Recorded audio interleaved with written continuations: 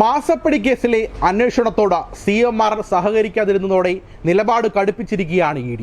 CMR ഉദ്യോഗസ്ഥർ ഇന്ന് ഹാജരാകാതിരുന്നതോടെ കമ്പനി MD ശശിധരൻ കർത്തയ്ക്ക് ED നോട്ടീസ് അയച്ചു.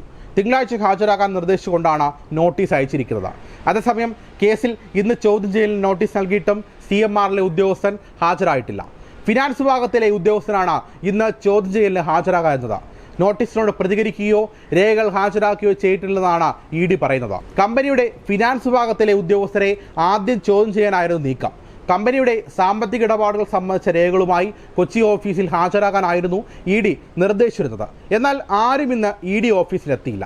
വീണ വിജയനും വീണയുടെ ഉടമസ്ഥതയിലുള്ള എക്സാലോജി കമ്പനിക്കും ഇല്ലാത്ത സോഫ്റ്റ്വെയർ സേവനത്തിൻ്റെ പേരിൽ 1,72 ലക്ഷം രൂപ നൽകിയെന്നായിരുന്നു ആദായ നികുതി സെറ്റിൽമെൻറ്റ് ബോർഡിൻ്റെ കണ്ടെത്തൽ. ഇതുകൂടാതെ ലോൺ എന്ന പേരിലും 1/2 കോടിയോളം രൂപ നൽകിയിരുന്നു. ഇത് സംബന്ധിച്ചാണ് EDയും കള്ളപ്പണം തടയൽ നിയമപ്രകാരം കേസെടുത്ത് അന്വേഷണം നടത്തുന്നത്. ഇല്ലാത്ത സേവനത്തിന് വീണയുടെ കമ്പനി പണം വാങ്ങിയത് കള്ളപ്പണം വെളുപ്പിക്കലിന്റെ പരിധിയിൽ വരുമെന്നാണ് ED കണക്ക് കൂട്ടുന്നത്. CMRലെ ബാലൻസ് ഷീറ്റിൽ കള്ളക്കണക്കിന്റെ പെരുക്കങ്ങളുണ്ട് എന്ന് ആദായ നികുതി വകുപ്പ് കണ്ടെത്തിയിരുന്നു.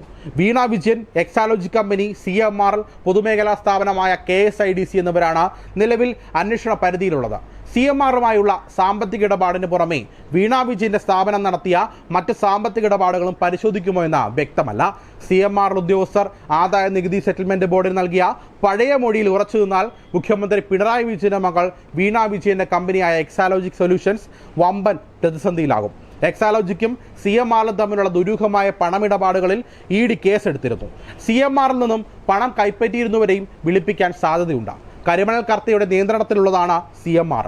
അവർ ഇന്ററിം സെറ്റിൽമെന്റ് ബോർഡിന്റെ വിധി അംഗീകരിക്കുകയും പിഴത്തുക അടയ്ക്കുകയും ചെയ്തു. അതുകൊണ്ട് തന്നെ കർത്ത ഈ കേസിലെടുക്കുന്ന നിലപാട് നിർണായകമാകും.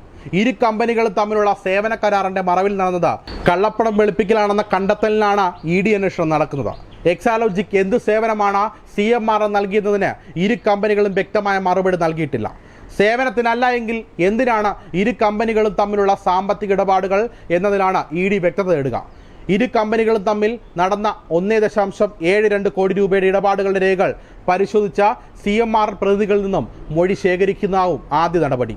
CMRൽ 2013-2014 സാമ്പത്തിക വർഷം മുതൽ 2019-2020 സാമ്പത്തിക വർഷം വരെയുള്ള കാലയളവിൽ 135 കോടി രൂപയുടെ സ്വത്ത് സമ്പാദിച്ചത് വെളിപ്പെടുത്തിയിട്ടില്ല എന്ന് ആദായ നികുതി വകുപ്പ് കണ്ടെത്തിയിരുന്നു.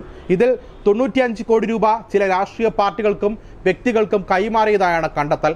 ഇത് സംബന്ധിച്ച വിശദീകരണവും ED തേടും. ഇതിനുശേഷം CMR കർത്തയിൽ നിന്നുള്ള മൊഴിയെടുക്കൽ നിർണായകമാകും എന്നുറപ്പാണ്.